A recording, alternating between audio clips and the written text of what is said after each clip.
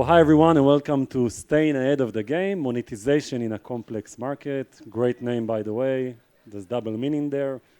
We're going to have a really awesome panel with really superstar guests. We're going to introduce each and every one of them.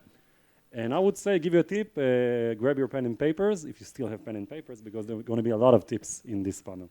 So my name is Roy from Ilyon, games company, mainly casual games. Really diversified company, really diversified monetization strategy. We're going to discuss this. And let's start with a quick intro, according to the order. Roy? Good morning, everyone. My name is Roy Shiloach. In the last 5 years, I'm part of the amazing journey of Israeli B2C company called Simply, mostly known as JoyTunes. In Simply, we have one inspirational mission, is to create a meaningful moments in the life of everyone here in the audience and all around the world by creating it much more easy to develop some skills, some creative skills.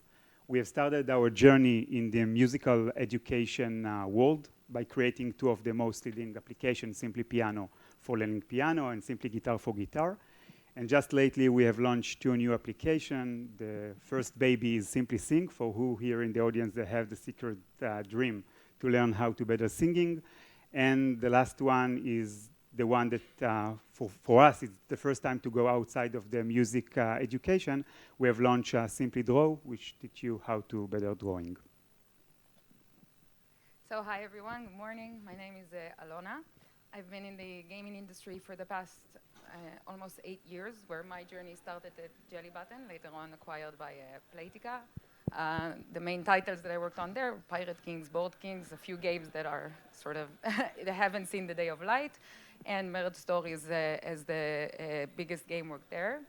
In the past year and a half, I've been the game director under ProductMadness. So ProductMadness is a social casino company working under Aristocrat as their mother company.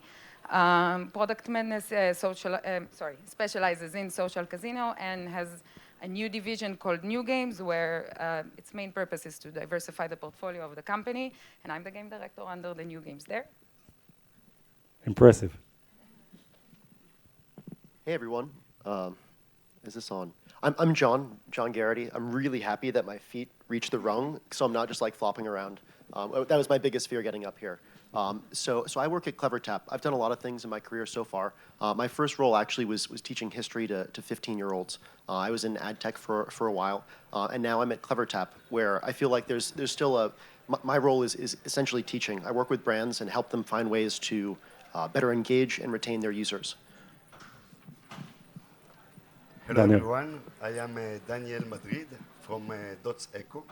I am the co-founder of Dots.eco. It's also the first time that I'm a speaker in the panel, a bit nervous, but it's going to be very fun. We're going to hold your hand. And yes, for whoever doesn't know Dots.eco, we are a platform for environmental impact as a service. So we plant trees, we clean plastic from the oceans, we save sea turtle hatchlings, very focused in gaming. Yeah. Okay, you convinced me, Daniel. So let's start with a very basic question. I think every panel should start like this. Which monetization strategy are you using? I think this is mine. Do you want us to pass this around? Yeah, sure. So for us, it's quite straightforward. All our business model is based 100% on subscription, triggered by our two main applications, Simply Piano and Simply Guitar, in both the iOS and the Android platform. Whenever a user is download the application, we are giving him a limited access to a free content, a free course where he can explore his journey and to see if really, musical journey really fits to his ambitions.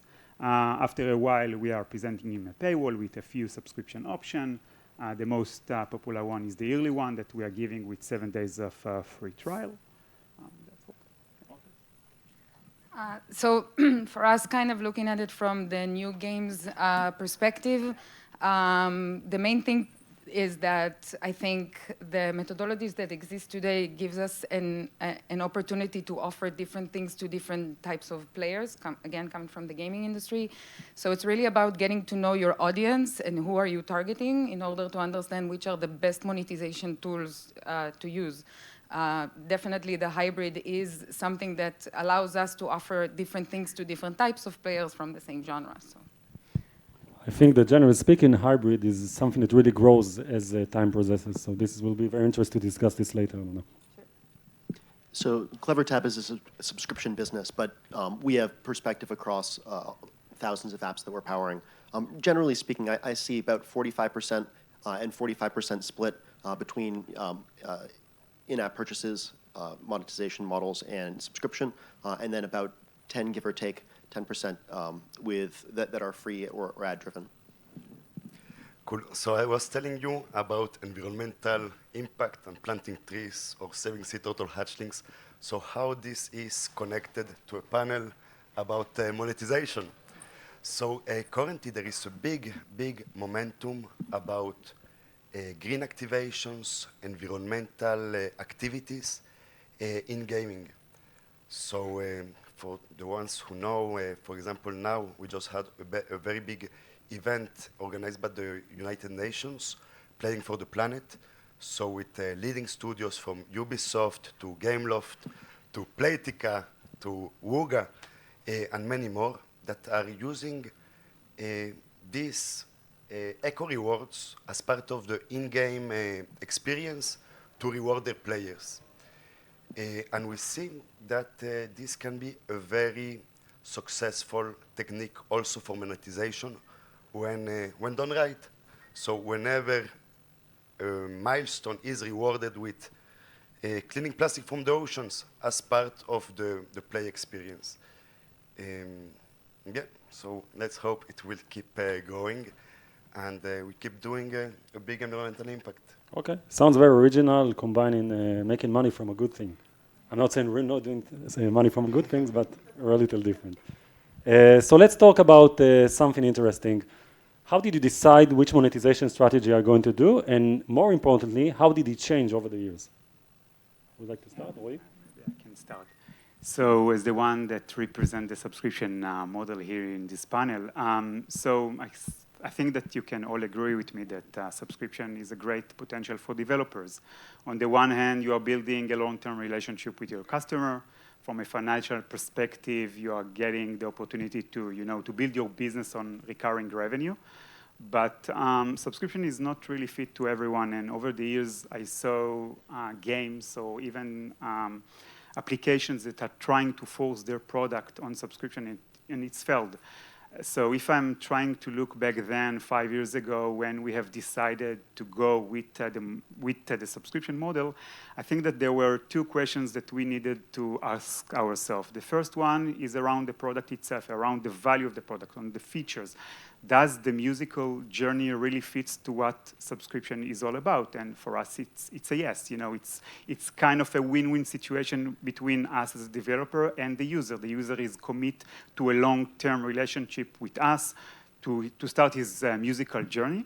And on the other hand, we are, as a developer, are committed to give him enough content, value, features, courses, content in order to complete and fulfill his dream. The second question that you need to ask yourself is regarding the commitment of your team in order to provide this value. Because, I'm always like to compare musical journey to a gym. You are starting with a great passion. You are going every day to the gym. You are trying to work on your muscles. And then there is a tipping point that it's becoming much harder. And this is basically the point that your user most likely is going to churn. And this is the point that you, as a developer, need to step up to give enough value to the user, to give him encouragement, content, value in order to keep him retained and engaged with the product. And just to reflect it in numbers, today more than 40% of Simply team is working on retention. It can start from the product manager, developers, product designer, and of course our musicians that are actually working 24/7 to create content for the users and to keep them engaged. So it's a great business model, but it's not really fit to everyone. Okay, interesting. 40% people working on retention. That's an interesting number. Daniel, do you like to continue? Sure. So as we're not a game or we're not an app, I will talk more about the monetization from the standpoint of games, including these environmental activities as part of the game. So there are a lot of different variables. So we can start from asking ourselves what will motivate our players, or because of the audience itself, or because of the theme of the game. If we focus on planting trees, restoring coral reefs, saving sea turtle hatchlings, we see that games with mainly a woman player audience really love the sea turtle hatchlings. So this is one. Then the activities in-game, they can be milestone-based. So a player is reaching a milestone and getting a reward. Sometimes it can be a community goal. So there are a lot of different ways to tackle it. And then the most important thing is really to understand where in the game to give an environmental reward that will motivate and incentivize players to reach a particular milestone that generally it's highly correlated with monetization. Yeah, so that's about it. Okay, thanks. Jonathan, would you like to continue? Sure. Simply put, I mean, I think every business is on their own data journey, and what I see as, maybe not switching from one business model to another, but as far as optimizing that business model that's been chosen, is increasing data-driven automation of that re-engagement and engagement, and that's every company has their own data, and being able to easily identify the commonalities between your highest value users and use that to focus on what's working and continue that. Alona? Yeah, so to sort of add to my amazing co-speakers, getting to know the audience and from our standpoint, getting to know the players is the first step in order to really understand what the best strategy for the game could be. I think one of the things to sort of note that looking at changes made in the industry in the past few years, one of the things that have been changing, so a transition that we've been witnessing is around our players are asking for more now. So if the connection between the monetization tools to the audience used to be a lot more direct, we had a resource, it used to run out, what we monetize off of is that resource. Today we know that players are expecting for more effort, more content, just a different experience, and that's how the strategy should also align to. Okay, so you're all saying that it's becoming a much more complex market and a much more complex experience, which I totally agree. In Ilyon, I can even say that we started as a purely monetization company with an ads monetization. And as time advances, we started working better with in-app, and I can tell you, it's much harder. In ads monetization, all you need is retention and engagement. If you get the views, they get the money. Ads money and in-app monetization is totally different. You need to find the current, the best placements and where to hit the user. Not a hit is not a good word, to engage the user and make him pop the credit card. Exactly, the high moment, that's a nice one. Awesome, so great answers. Let's talk about data a little, metrics. What are the key metrics that you follow up in your company, and what do you do in order to increase them? Who would like to take this question first? Roy, you're the best panelist.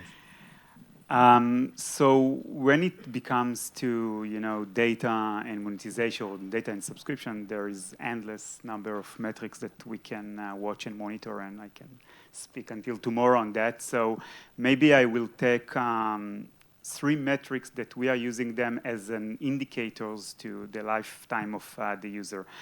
The first one, and again, try to imagine our world of music journey. The user is downloading the application, top of funnel. We have zero knowledge if the user actually has the instrument next to him. You know, he needs a piano, he needs a guitar next to him, and we don't know if he has it next to him. He wants to play or pay. Yeah, exactly. And what is really intent to start this journey? So for us, the first signal that we are looking for is to hear the first tone of his instrument, or even to see what is the completion rate of the first free course that we are giving him. For us, it's a great signal on what is about to come. The second one is during the time of the free trial, because during this free trial, the user has some commitment. He still did not pay for sure. We would like to cross the bridge and to bring him to be a paying subscriber. So during those 7 days of free trial, there are lots of signals in his behavior, in his engagement with the application that can tell you what is about to come. The last and not least, and actually my favorite signals that we are using as a company that base all her model on subscription and try to predict what is going to be the LTV, we cannot really wait for the end of the year to understand if the user is about to renew his subscription, yes or no. So we are trying to find an early signals during the first year of the subscription to understand what is about to come. What our data team has done, which is fascinating to see, they have basically took what we are calling auto-renew state of toggle. This is basically what is inside Apple and Google setting, which allow the user to turn on and turn off his subscription, use those signals in order to better predict what is about to come, and by that to understand if the user is going to retain or not. Okay, so everything is about data. It doesn't matter if it's games, music, etc. John, would you like to continue? Sure. So I see, just as Roy mentioned, a range of KPIs being used, spanning LTV, ARPU, retention, conversion rates. But what I think is consistent for successful brands is lift impact. And so having a baseline and being able to demonstrate that what you're doing to acquire and retain users is actually improving. That's so you can test and learn essentially. Daniel, would you like to add something? Yeah, sure. So yeah, on top of looking at the KPIs of engagement and retention, so we're also looking mainly about the uplifts that we see when we're activating an activity around environmental impact. So anything from seeing the impact on the percentage of completers for any progression bar, seasonal pass, or anything like that, the impact on paying users during the activity. So there's really a bunch of metrics for engagement and retention and anything regarding monetization. I would like to add from our perspective 2, 3 very important metrics as well are the brand reputation score of the game. With all the studios using third-party tools like Afogata to know what are the sentiments towards the game. So this is something that we look closely at it. Also, in-game, when a player is reaching a milestone and receiving an environmental reward, they just planted a tree, they are getting a certificate. So we also look at what is the percentage of players that are sharing this certificate on social media. And once that they share the certificate, how many new players downloaded the game. Okay, so everybody been talking about user behavior. I think this is the most important thing. Try to understand the user, see if what type of a user he is, and according to that, you will try and monetize him properly. And then I also added a social layer, which is something we usually don't use, and it's very interesting to hear that social is back. I remember social back in the days of Jelly Button. Someone knows it here. The good Wild West days. So it's back again, and it's nice to hear. Let's talk about new things again. Is there anything new in monetization that caught your eye lately? Who would like to take that first? I can start. Good question.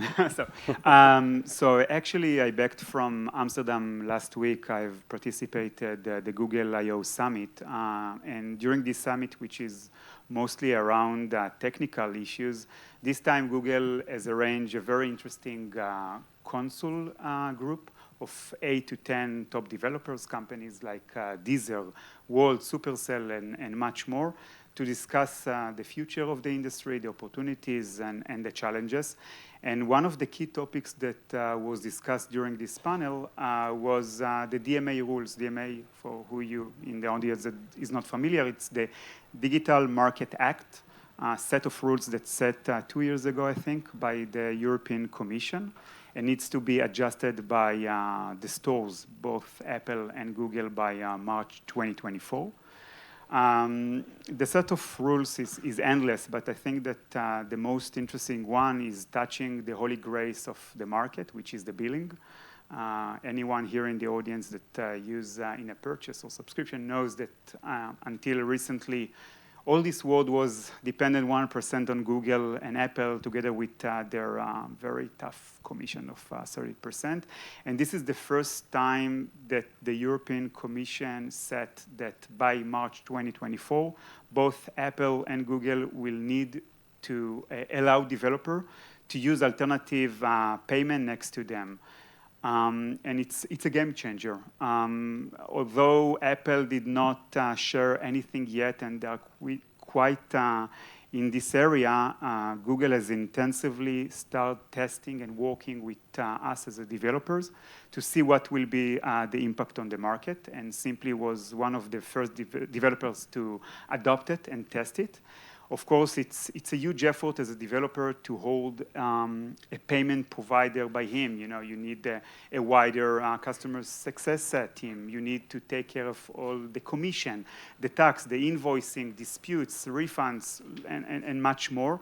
But when we are looking on the metrics that has been changed in our data, the impact is amazing. And I think that this is going to be a game changer and going to impact the market big time.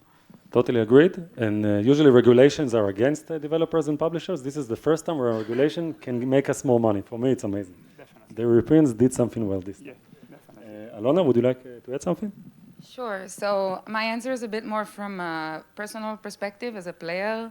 One of the things that I really enjoy is sort of collaborations with different people from maybe the movies or the TV show industries. I think it gives, again, to me, it gives a very nice insight into what the game developers like. So if I see someone, so you can see it a lot in Plarium, where they used Ronda Rousey, which is a female boxer, in their game. I really enjoyed seeing that and her having a character for a limited amount of time. Big Games did it ages ago with Ryan Reynolds, which, you know, Deadpool, everyone in the industry knew who he was. Merge mentioned recently with their mysterious theme brought Pedro Pascal, which is the hottest person right now in every medium. Also was presented in a show coming from gaming, Last of Us. So it was like a really nice take, and it gave me like a really nice insight into like what the game developers are into, and it gave like a sarcastic tone to things. So I really enjoyed that. Yeah, totally agreed. Seeing brands, seeing famous people, it always increases the fun and also the monetization. John, would you like to continue? So I like the theme of, so I have two answers to this. I like the theme of opportunities coming out of challenges or restrictions. Those aren't going away, whether it's legal, whether there are barriers being erected by various operating systems, publishers, and so forth. One example of a cool response to that, one studio that I saw iOS 14 coming, and they're running a ton of live ops events, and being able to promote those outside of the app was really important to them. And what they did was they ran a series of relatively straightforward but very effective tests in terms of the creative, in terms of the segmentation that they applied to those creative, and when they were asking for push permissions to make sure that they didn't lose that very important channel to run those events. So that I think what that took was just some foresight, realizing that there was going to be a challenge in front of them, and finding ways with the tools they had to navigate around that. The other thing I'd say, and if you have AI on your buzzword bingo, you can check that box here, is AI. I'm seeing a lot of early innovation in terms of testing content, and testing creative, and then I think that's going to only accelerate. We were waiting for someone to say AI. Thank you. And regarding live ops, you mentioned it, very important. Once the company becomes more complex and moves into a more complex monetization, live ops is one of the most important things. So this is something that every serious company has a very, very big investment. So remember that word. Daniel? Yes, so recently I got exposed to actually two of our business partners that it's from a very different angle. So there is Holly from Kindred, that it's not here, and Bright Data. So for whoever doesn't know them, oh.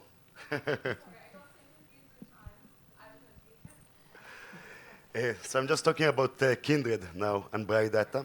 I recently got exposed to what they do. So basically, they are an extra revenue stream channel, not a channel. I don't know how to call it exactly, but basically, by opting in by end users to the SDK implemented in publishers, publishers can get more money. So in the case of Bright Data, I know it's more about being able to use the IP of the user to get anonymous data for their purposes. In Kindred, it's more about e-commerce. So yeah, I was not familiar with it, and I find it really interesting. Great. You got compliments, Holly. Awesome. Let's start with something that gives some let's say, added value to the crowd here. What advice do you have for publishers, developers, in order to increase and better enhance their monetization and generally speaking, growth? Who would like to take that? Daniel, maybe you'll start? No, we got you. Daniel, you'll start. Daniel. Okay, cool.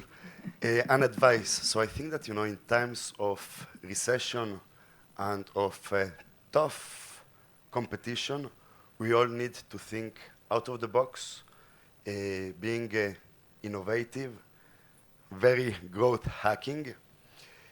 We are all in the entertainment business, so for sure, the player and their experience need to be at the center. We need to think how we can keep exciting them with new stuff, delighting them. So yeah, everything to be super player-centric. And also we know that currently, now more than ever, people are not just purchasing products or services, they're also looking what is behind them. Okay, interesting. Alona, would you like to add something? Yeah, for sure.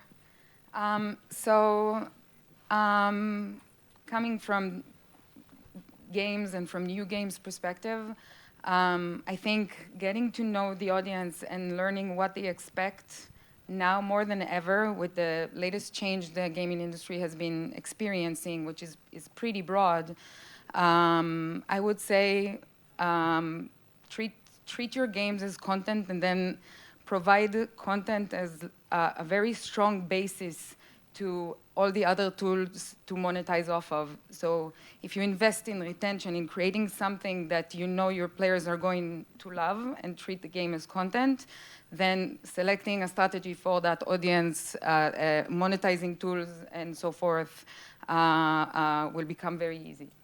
Totally agreed. John, do you have anything to add? Yeah, I would say that when thinking about monetization, also keep in mind the bottom line and the opportunity cost to any sort of investment in that revenue. What I'm seeing with innovative organizations that put the effort into planning and staffing and can then automate live ops events, for example, or other promotions with less senior professionals cost effectively. Is really putting themselves in a good position to monetize efficiently. Also agreed. And I will add something, the way I like to look at games. I would say love your game, but don't fall in love in your game. What do I mean? If you can't love your game, you can't monetize it, you can't enjoy making it. But if you fall in love in your game, it means you don't look at data, you think you know best. We know nothing. even all the pros here, and they are real pros, we know nothing. We can assume things, and we give like a lot of assumptions, and then you put an A/B test, and it's like totally opposite of what you saw, what you thought.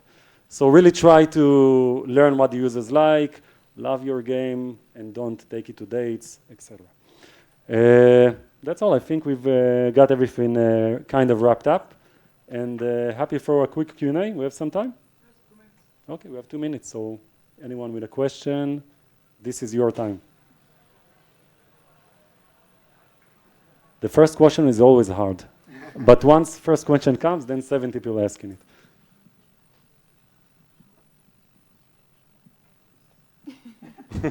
An awkward silence. Oh, great. My question is for Roy. Roy. All of the Roys. What would you say is the key to a good subscription service? It's a tough one.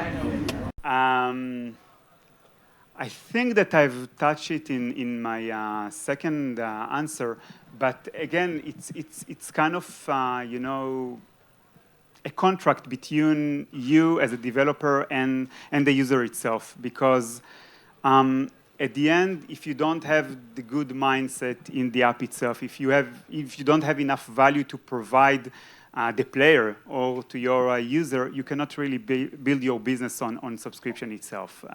Because at the end, there are several of points during the lifetime of the user that the user can churn. And if you cannot give him enough value, enough features, it won't work. So I think that is the only tip that I can give. Okay. It's a wrap? Yes. Okay. Thanks, everyone. Thank you.